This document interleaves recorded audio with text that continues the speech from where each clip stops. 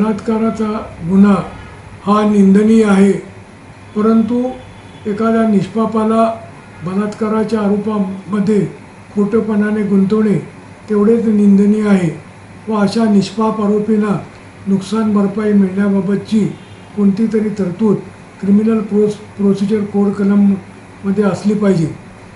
बार्शी न्यायालयात नुकताच एक खटला चालला.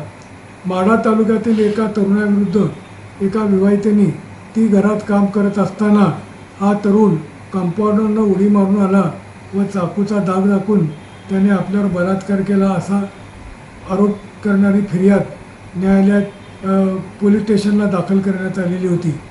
त्या फिर्यादीच्या आधारे सदर तरुणाविरुद्ध माढा पोलीस स्टेशनला गुन्हा दाखल झाला आणि त्या तरुणाला अटक करून पोलीस कस्टडीमध्ये ठेवण्यात आले व त्यानंतर न्यायालयीन कोठडीमध्ये त्याला ठेवण्यात आले. त्यानंतर कित्येक दिवसानंतर त्या आरोपीची जामिनावर मुक्तता झाली. सदर खटल्याची नुकतीच सुनावणी बार्शी सत्र न्यायालयात झाली. सदर तर विवाहितेची उलट तपासणीत तिने कबूल केले की आरोपीबरोबर तिचे प्रेम संबंध होते, प्रेम प्रकरण होते. ते एकमेकाला प्रेमाला पासणारे फोन करत होते, मोबाईलमध्ये फोटो काढलेले होते आणि सदर ते प्रेम प्रकरण नवऱ्याच्या कानावर गेल्यानंतर नवऱ्याने तिची कानउघडणी केली आणि तिच्या भावाला आणि आईला बोलवून घेतले व तिची माहेरी रवानगी केली. त्यानंतर 8 दिवसानंतर बैठक झाली व त्या बैठकीत त्या विवाहितेच्या नवऱ्याने सांगितले की तू या आरोपीविरुद्ध जर बलात्काराची फिर्याद दाखल केली तरच मी तुला नांदवण्यासाठी घेईन.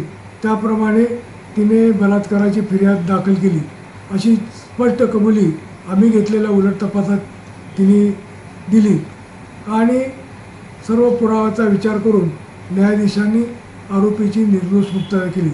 सदरचा तरुण अनेक दिवस कोठडीमध्ये खितपत पडलेला होता. अशा खोट्या आरोपामुळे त्याला मानसिक शारीरिक त्रास जो झाला व त्याचे मानसिक खच्चीकरण व बदनामी झाली त्याबद्दल त्याला नुकसान भरपाई मिळणे अत्यंत गरजेचे आहे.